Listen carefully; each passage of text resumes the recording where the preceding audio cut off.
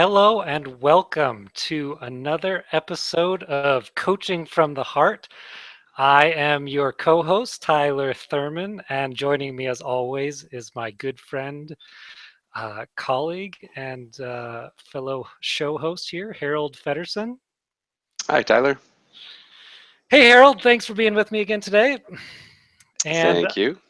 yes, our topic for the day, as our listeners have probably figured out from the title, is a return to love.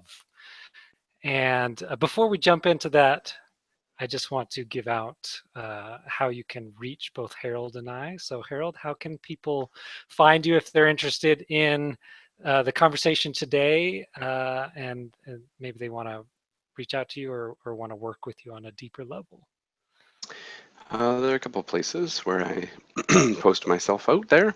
My blog is hearttohand.wordpress.com, and my Facebook page is The Awakening Heart.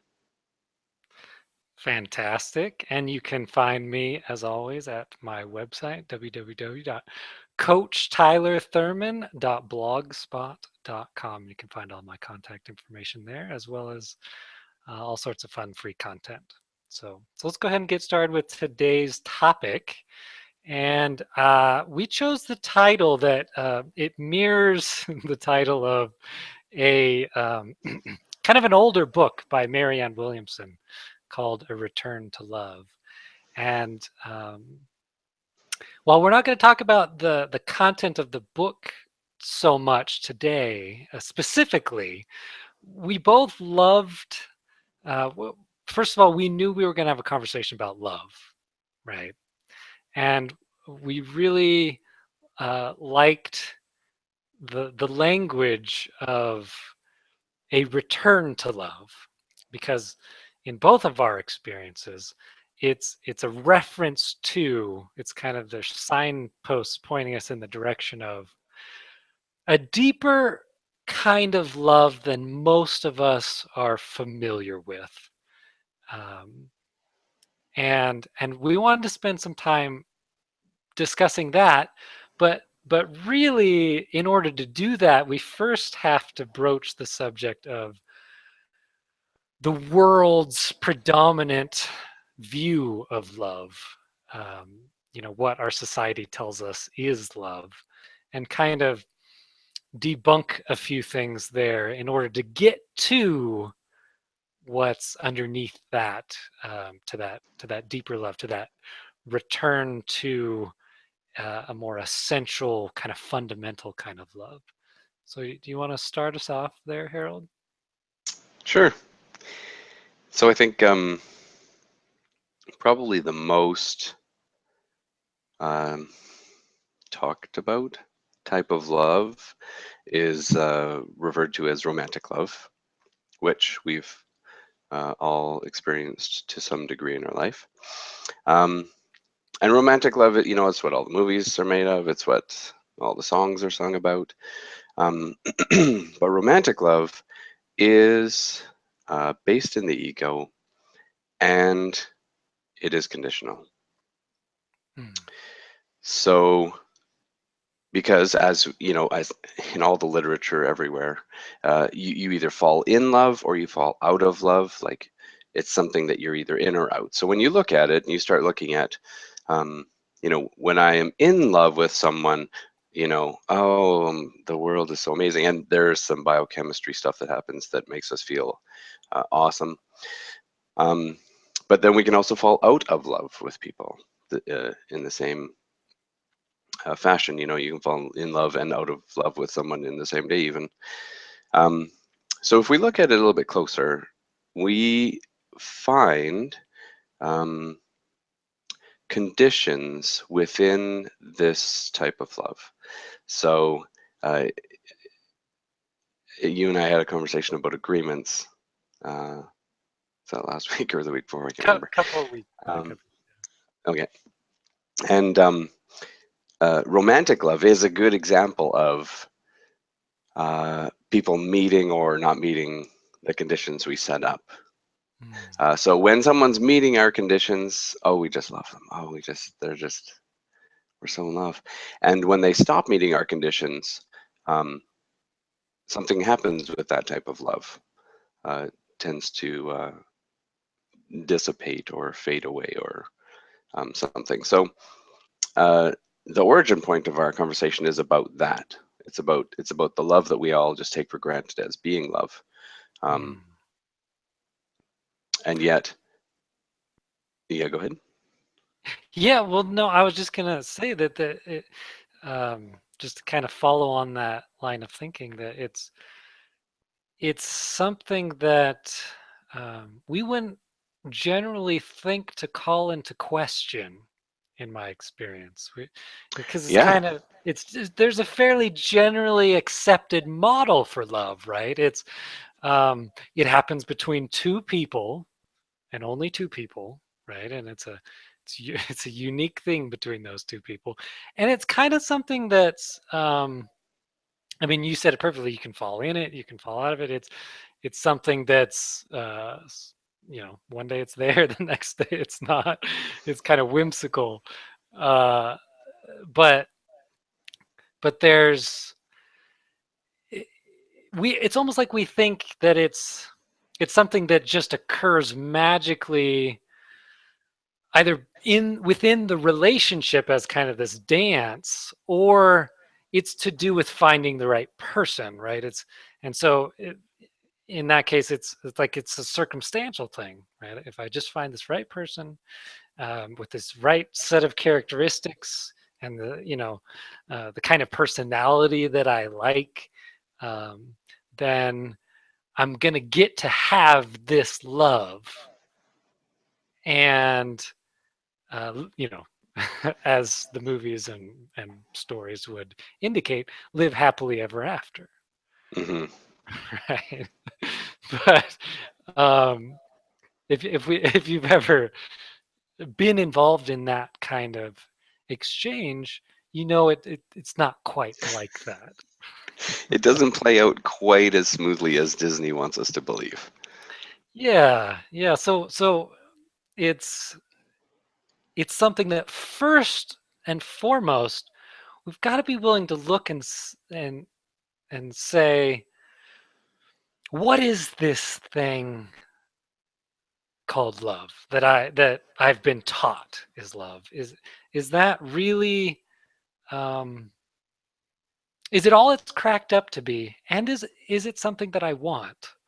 Um, so there's all sorts of stuff that goes with romantic love, right? And there's actually different words to describe it. There it could be lust, right? It's a love at first sight. Well, you might just be horny, right? that that's often part of it, right? um there's and so that's more of a chemistry thing, right? Like you said, there's all sorts of biochemical reactions going on. There's a a codependency type situation that happens. And I don't necessarily mean it in this derogatory psychological use that term is usually used in. But what I mean is almost all romantic relationships are codependent relationships in the sense that, just like you were saying, Harold, that we talked about last week or the week before, what's going on is our love, we have a love sort of pointed at that person, right? It's a love for that other person. But if you look closely, it's not unconditional. It's not always and forever. I don't know anybody, I've never talked to anybody who's had the experience of love and that's it. Right? Have you? Just out of curiosity. That's a good question. I don't know actually.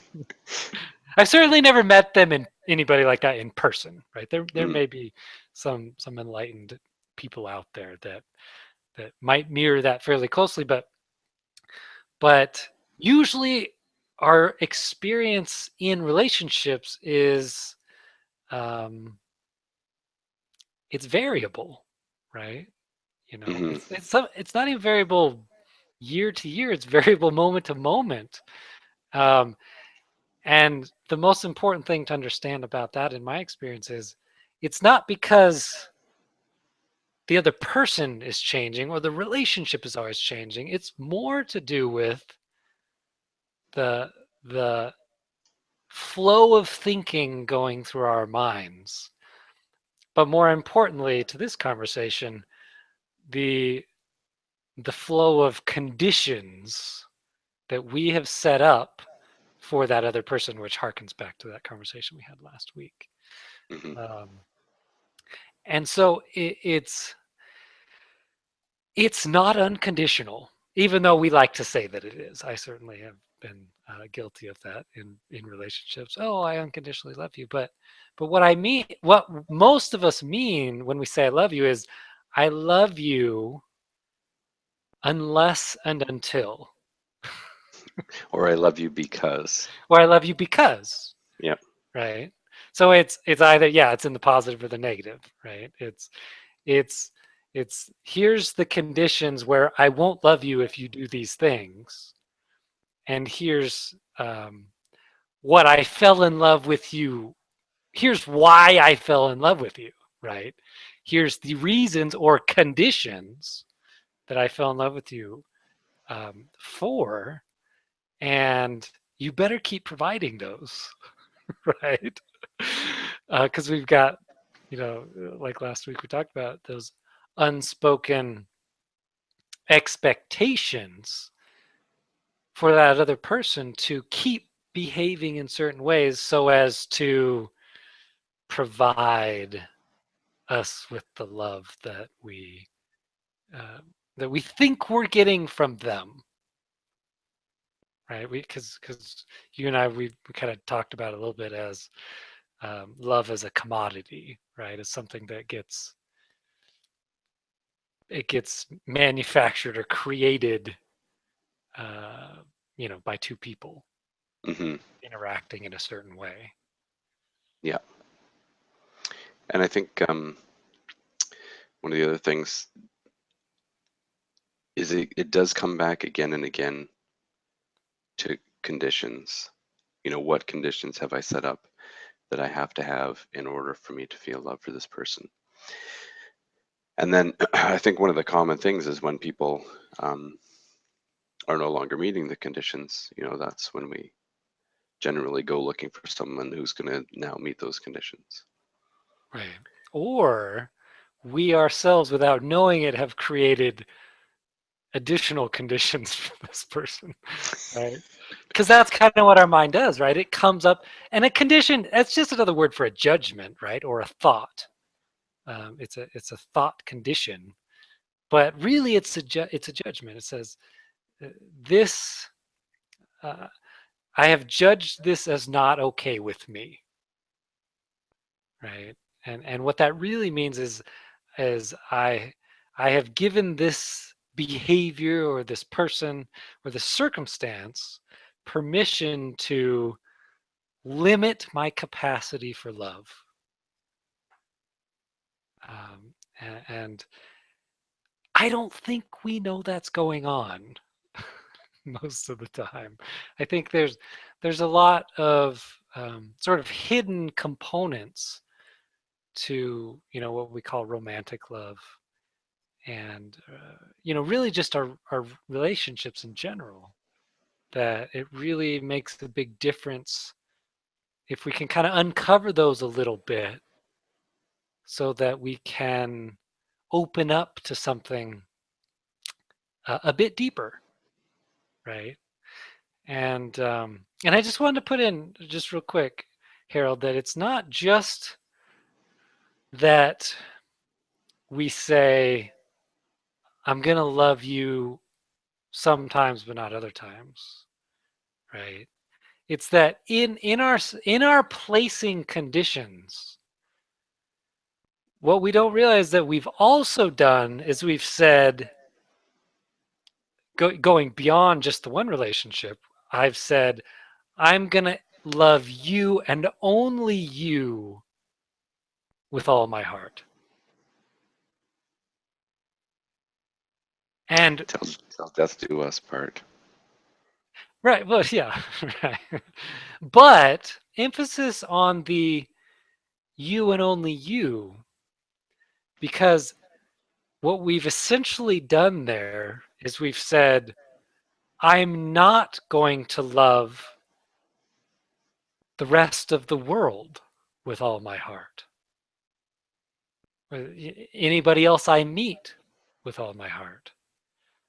Um, and so it doesn't mean that we're not going to love them oftentimes at all. It's usually just not as much, right?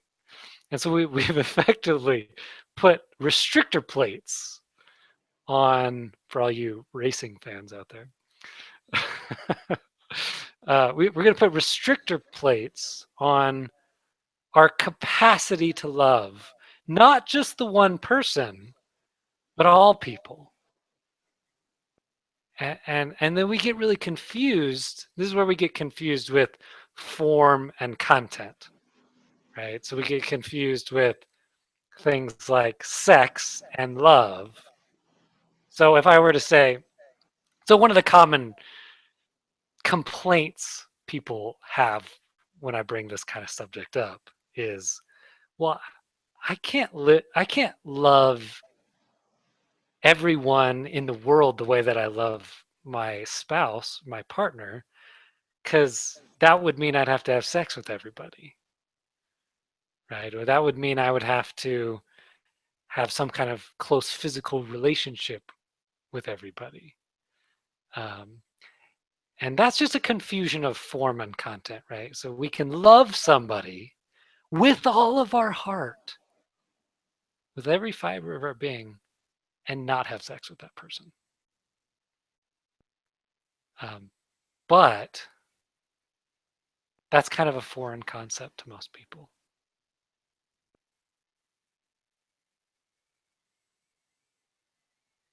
Right, Harold?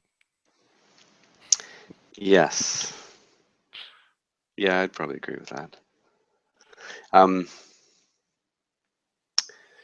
so now I'm thinking, so how do we start to move? So if we've established that the type of love that we're talking about or that we're sold in the media is conditional, and we want to return to love, what do we need to be doing or undoing? Or Yeah, no, that's a great segue. But I first want to just add in, right, that we're not demonizing conditional love, right? That's part of our experience here on life, on planet Earth, right? That's what we're taught, is what we know. Um, it's not bad, it's not sinful, it's nothing like that. It's just we're asking you to question it a little bit and see that there's the potential for going even deeper with it and expanding with the person you're with, as well as expanding even beyond that, to other people as well. Uh, because it's really a conversation more about us than our sort of physical relationships. So you asked the question, what if we're going to look at it, we're going to see it's not all it's cracked up to be, or it's not everything that we were sold, right? The happily ever after and forever and ever, amen. Um, then what's the other option? And so there is a different kind of love, a different experience of love that I think if we all stopped a minute and just kind of, let our minds settle a little bit, did some did some soul searching, we're all kind of aware there's something like that available to us. Um, but you asked the question, so I'll let you start with the answer, Harold. How do we get to that? What is that, and how do we get to it? I think I like what you said. We're not demonizing conditional love, and of course not, because the thing we find with conditional love is that it leads to suffering. So we go, from one person to the next person to the next person, looking for people who will unconditionally meet our conditions, so as to be in a state of perpetual happiness. But it's conditional happiness, so it's actually it has no real substance to it. So one of the reasons why we want to go deeper into this is to start searching for a place where our suffering begins to lighten and potentially end. Right. So if conditions are, the more conditions we place on someone or on ourselves, the more suffering becomes available. Then obviously the process is to begin to release the conditions from ourselves and from the other person, so as to be able to access what I guess we're calling unconditional love. Um, Real love, Real true love, love. No, whatever. that's Yeah. Um, and I think, I think we have all experienced this. We have all experienced where we have been present to another being, and when we're in a space where there are no judgments or conditions, there's just this deep appreciation and love for that being. I think, I think one of the easier places to access this quickly is with parents with children. When there's just this overwhelming love that just takes you when all of the veils of conditions and judgments fall away. So it's like it's easy for this conversation to become this trek or this path um, towards love, but it's always just right here if you're willing to just drop the curtain of your conditions and your judgments. Then all of a sudden you can be present in a way that wasn't available before. And I think you and I kind of come at this from the same place, that once all of our veils drop away, what is found is love. yeah, yeah. That's beautifully said. Um, and it's I think it's important to point out that this is a love that doesn't have to be for something either. It's just it just is, right? It doesn't have to be targeted necessarily at a person or a thing or a cat, right? So we both have pets, so we know what that's about. So, but I just want to point that out, and I also wanted uh, to just go back to the title, right? A return to love presupposes it's a place we've been before. It's an experience we've had before, and it it it points us in the direction of it not just being an emotion, it not just being a chemical reaction. It's a it's a it's like a spiritual essence, right? Because if we as people were say a hollow shell, you know, or an onion, right? You get to the end of it and there's nothing there. Um, once, like you were saying, Harold, once the veil has been lifted,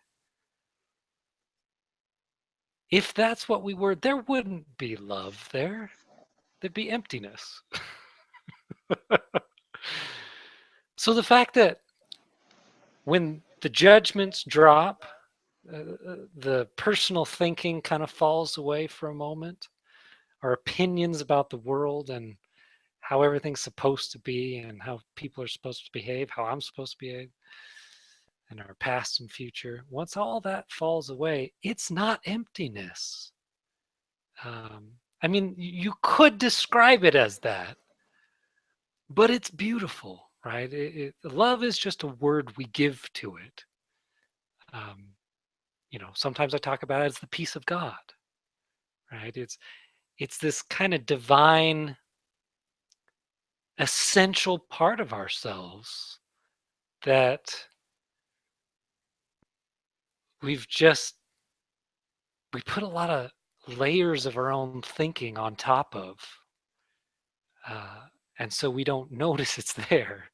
And in fact, largely we've forgotten it's there altogether. And that's why we're having this conversation. Um, but it's not. I think I mentioned in a couple weeks back in one of the shows. It's not uh, a manufacturing uh, project. It's an uncovering, right? It's an archaeological dig to find our long lost love, right? But it's a love that goes deeper than I love you, right? It's just a place of love that we can come to, and then everything we gaze upon benefits from that, right? Because it's with us, it's in us, and so it colors everything we do and everything we see. Every person we interact with, we're going to interact with from a place of love. It doesn't have to be any kind of sexual component or anything like that. It's just this deep and profound sense of well-being that lives within us all that, quite frankly, we've forgotten about, and we have no idea how to get back there. Um, but really, there's nothing we have to do. It's a recognition that we ourselves, as a mind, as thinking minds, have conjured limitations to this love, and then of course we forgot that we put the limitations there. So all we have to do is drop them, right? Relinquish our investment in them. You don't have to keep feeding that beast, right? Of this person's not doing things the way they should, and that person's behaving in this way, so I hate them, and all of those shenanigans that we are up to most days, most of the time. Right? Judge, judge, judge, judge, judge, judge, judge. We are judging machines, categorizing machines. I put this person above this person, and that person below that person. I love this one the most, and that one the second. All of that stuff.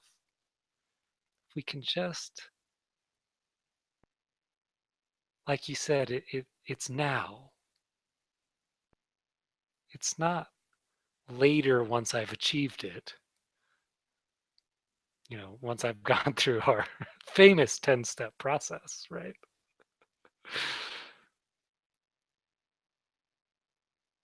It's a beautiful place. It's home.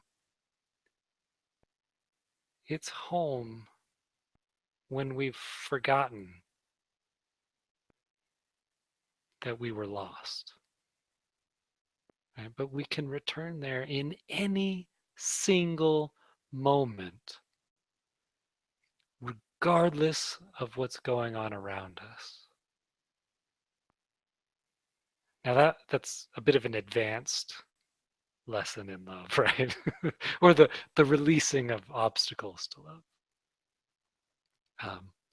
But the more we look, the more we see, the more we sink into our heart. That's what this show's called, Coaching from the Heart. It could be living from the heart, right?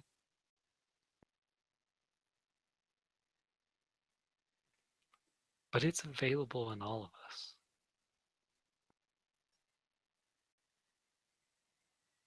Anything you want to add to that, Harold?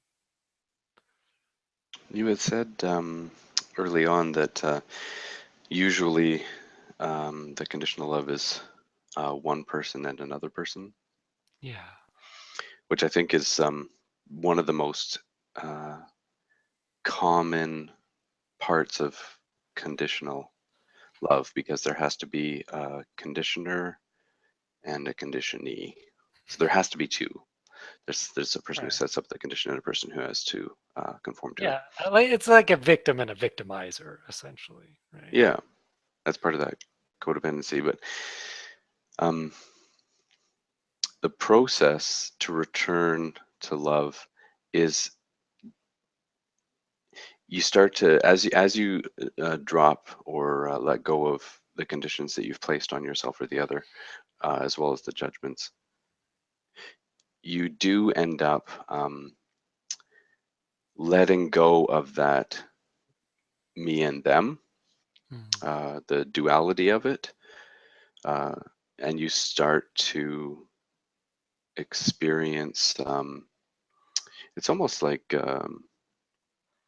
as we drop our judgments, because our judgments and our conditions, basically, that's what makes up what we are as separate beings in the world. So as we practice dropping those away, um, we begin to find that there isn't such a solid person, if you will, running the show. So eventually, you do get to this place where instead of there being a me and you, the me that I've always associated myself with drops away, and then what's left is just this presence and this Mm. love that gets to then move into the world. Because a lot of people will ask, well, what do I do? What do I do to be more loving? And it's ironic because you do less. You don't. There's nothing to do. It's just um, let go of all the things that you're holding on to. Um, because underneath of all the underneath of all of the veils is just the light of what you are. Yeah, That's always there. it's I love you said the presence. There's a presence, and it's love's presence. It's the presence of love, right? Like Hmm. that's what it is. Now again, that's just language. But it's the essence of who we are.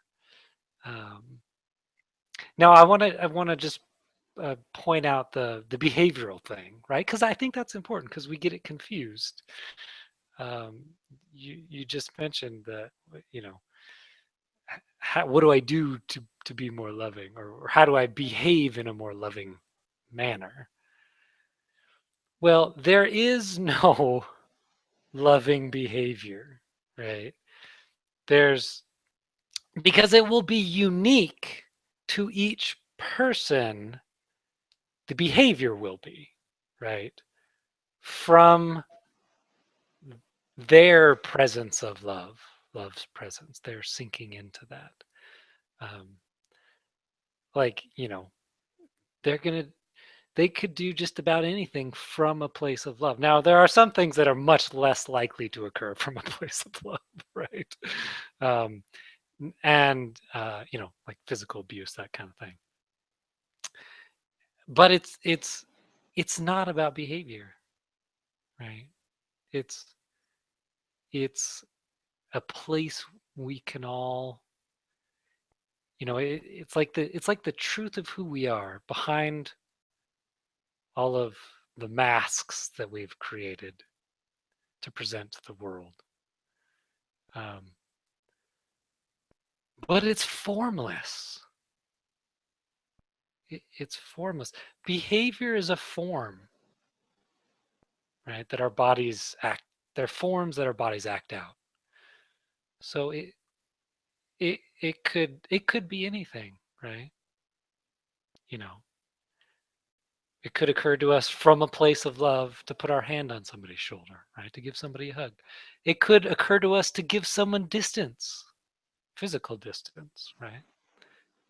Um, it could be anything. So there is no, you know, behavior of love that's the key, right? It's the key to love. No, behavior flows from the activity in our mind.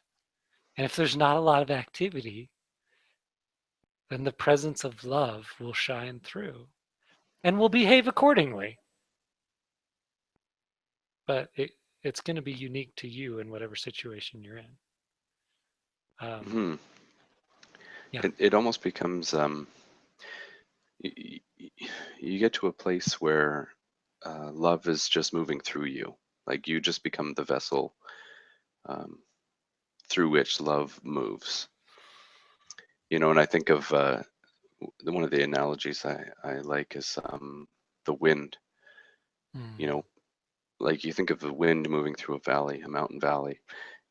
You don't you don't say, well, what is the wind gonna do? Like, how do I be more windy? What is the wind supposed to, we don't, that's not how it goes. Just the wind is just gonna do what the wind is gonna do. Love Yeah. will move as love moves. Right. If you're trying to figure it out, that's probably a sign you're up in your noggin. And that's not the place where we can. Love doesn't really move through us when we're in our heads, because that's where all our conditions and judgments are born, and Sure. um, Sure. we have to take the elevator down, as I like to say, take the elevator down into our hearts. Right. Right. Yeah, and I just want to take this opportunity to kind of bring us back to the romantic love conversation or the conditional love conversation and just kind of meld the two a little bit because um, first of all, we're all kind of it's fluid, right? We've either got a lot of thinking going on and we're totally up in our heads and we're analytical and um, we're not coming from a very loving place, or we're coming from a more essentially loving place, right? That or that presence of love. Um, and so, what we can begin to do in our whatever relationships we're in, right? Because in a lot of ways, this does become a relationship conversation because it is our relationships with other people where we get to explore this the deepest oftentimes.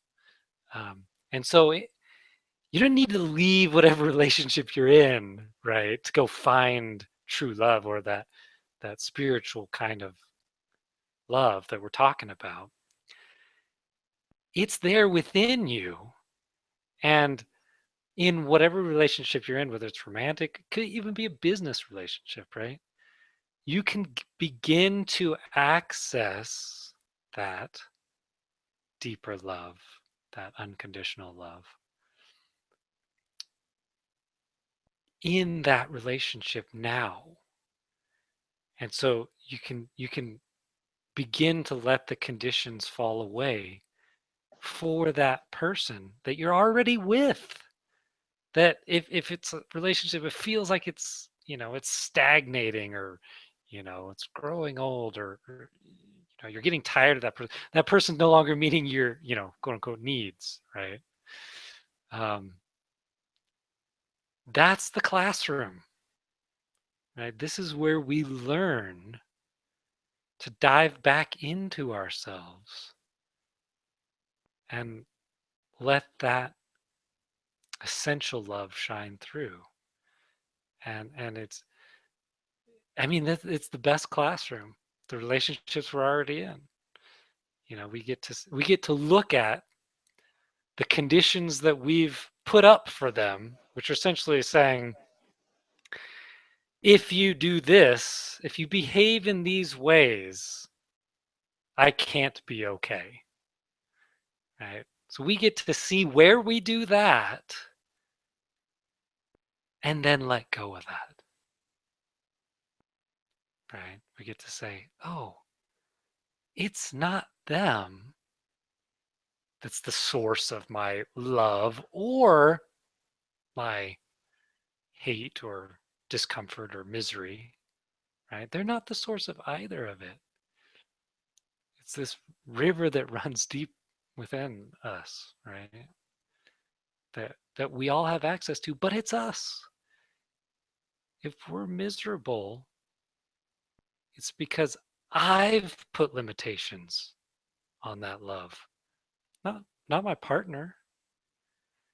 And so we can begin to, as we learn more and more, to just let go of what we're doing, stop investing in all this judgmental thinking we have for this other person.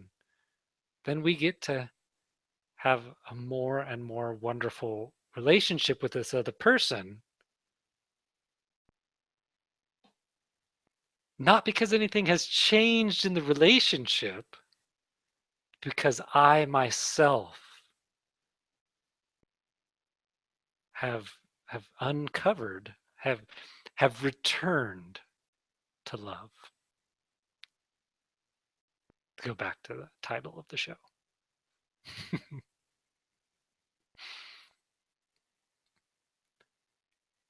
Anything you want to add, Harold? Well, listening to you actually reminded me of I remember someone hired me because their intention was to leave their spouse. And as we entered the journey of coaching, within a fairly short period of time, the person had decided that their relationship was absolutely fabulous, actually, because they had created so many barriers between them and the love that they are. And yet, on the other hand, the opposite is also true. I've worked with people who ended up leaving the marriage they were in. Right. For me, for me, it doesn't really, as you said, the form doesn't matter. Yeah. What matters is what what you're willing to let go of to allow the presence of love to run through your life. Yeah. Because it doesn't, like, what you do in your life, it matters to some degree, but it doesn't matter to a great degree.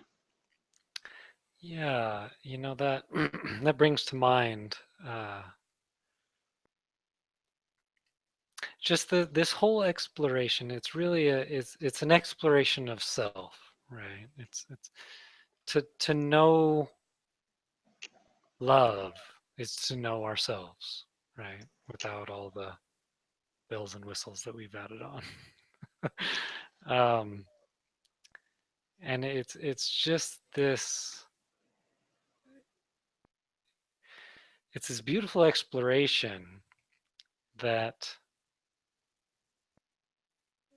we can all jump into in any moment, any relationship we're in currently. Like you said, the form doesn't matter. You don't have to be in a romantic relationship to explore this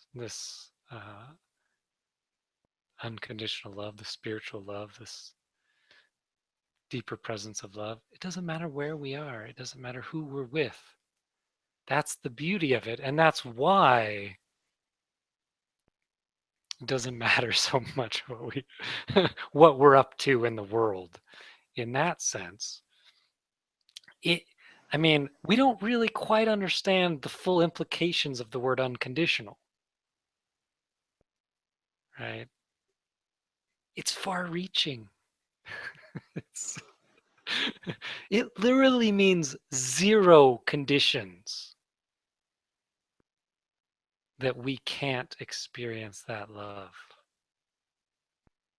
Conditions are of the physical universe, right? Or they're of our own thinking. But they're usually about circumstances, right? You know, some kind of condition. And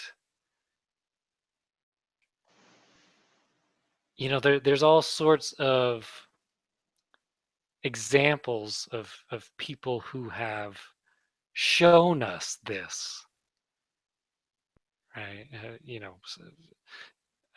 Spiritual teachers throughout history that have led by example. They've demonstrated, you know, uh, I love you no matter what, even though, you know, Jesus, Buddha, I'm sure there's some more recent examples that are not coming to mind, but these people who say, no, it is unconditional.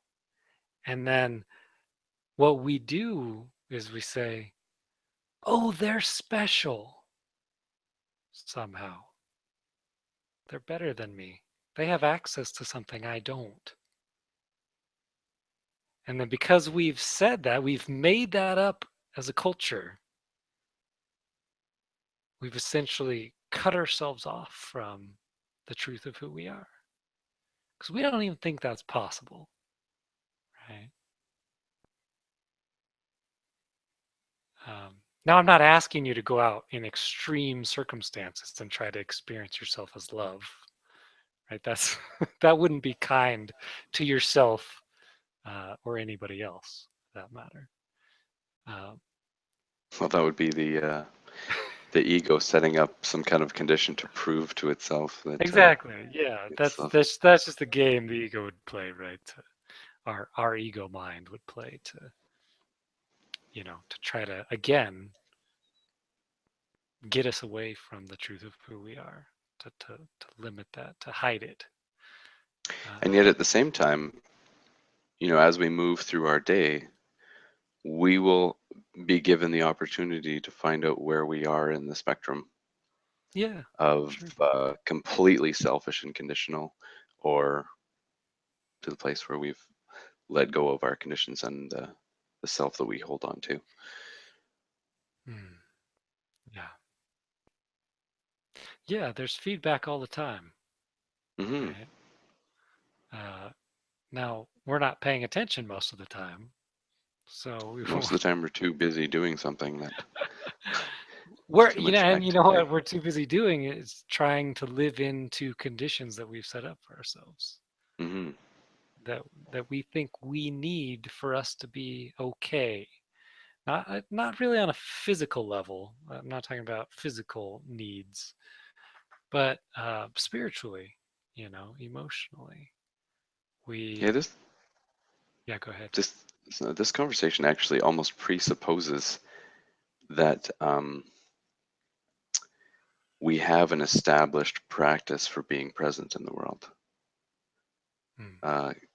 Because you have to be really aware of what you're doing in order to see, um, to see what you're doing and to see what in fact you need to let go of. um, Right. so I just kind of realized just how uh, this sounds, I don't know, for you and I, this is kind of this is where we live, but um, for some people there's actually a lot of practice that happens before in the just being present. Some people there, you see it all the time. Their minds they're so wrapped up in their minds, and their minds are so busy that they can't actually even just see. Right. Like, wow, you're so busy. You're actually completely separate from life in this moment. Yeah. Yeah. So there really is a willingness that it all starts with, right? A willingness to look within. Hmm. Whether it's a practice or not, I don't really know if that's required.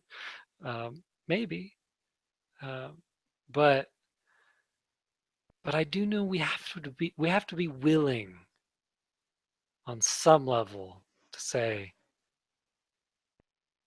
there's got to be a better way, right? There's got to be something more than this life I've set up for myself. We don't know we've set it up for ourselves, right? But this Hmm. life that I'm living, right? I've got a course taught by a guy named Ken Wapnick about the Course in Miracles, and it's called "The Unexamined Life Isn't Worth Living." Um, and he also adds on later, the unexamined mind isn't worth having, and because there's all sorts of stuff going on in there that we've set up for ourselves as obstacles to love and peace. Just thinking, right? Just thinking obstacles, right? But we don't even know that we have a mind sometimes. We don't even know.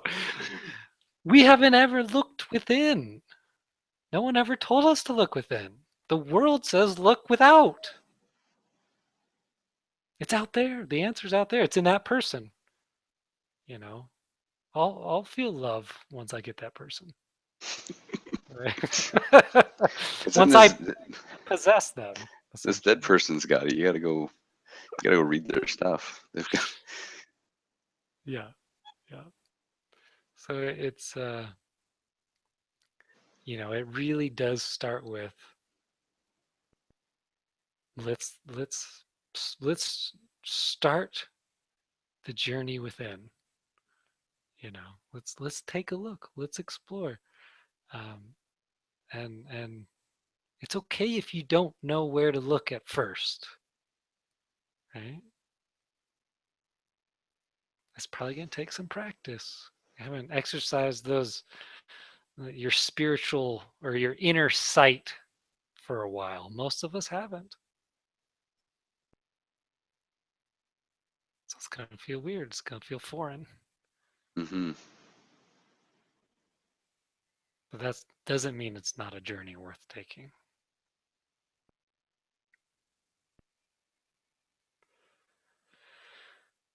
So anything else you want to add, Harold? So there's one more thing I just wanted to add in. This is very specific, but it almost always comes up and I'm just springing this on you, so we'll go with it.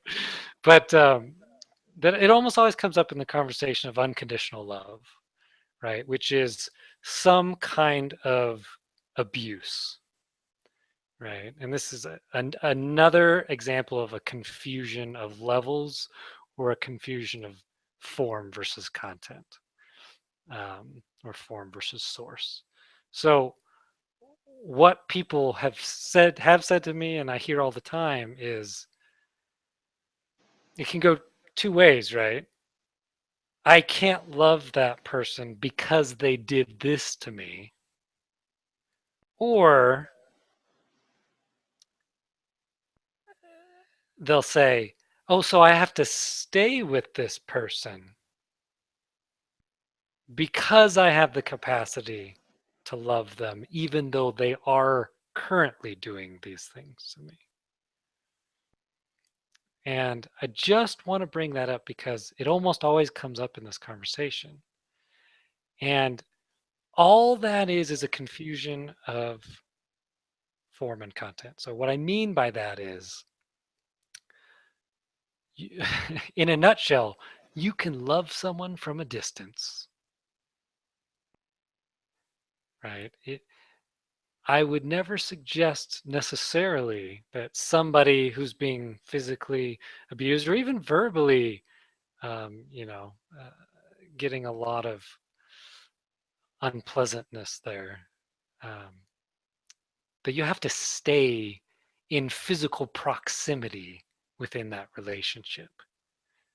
Um, all it means is you have the capacity for love, even though you've had some awful things happen to you or are currently having awful things happen to you. It's just speaking to a capacity for something that's within all of us. It doesn't have anything to do with should I stay or should I go, right? That in a lot of ways, it doesn't really matter because we always have the capacity for love. So you get to decide, right? Do you want to stay? Do you want to go? Do you want to learn more about the love within you while you're in this relationship or while you're in a different one, right? Different classroom, same curriculum for all relationships essentially. So I just wanted to add that in, that please don't get it confused that I'm saying you need to stay with this person that's either physically or verbally, um, you know, being kind of awful to you, right? It just means wherever you are, whoever you're with, you have the capacity to look within and discover for yourself there's more to you than you previously thought. More beauty, more love. Anything you want to add in there? Well, if you're not safe, then that's something that needs to be addressed Sure, right out of the absolutely. gates. You know, if you're not safe, that needs to be dealt with, because you Yeah. can't. And this It's isn't necessarily the conversation for you, right? Just have that one after you get to yeah. safety. Go make sure you're safe. Yeah. Exactly. Right. Cool. So I'm glad you said that because that's what I was trying to say, but you said it better.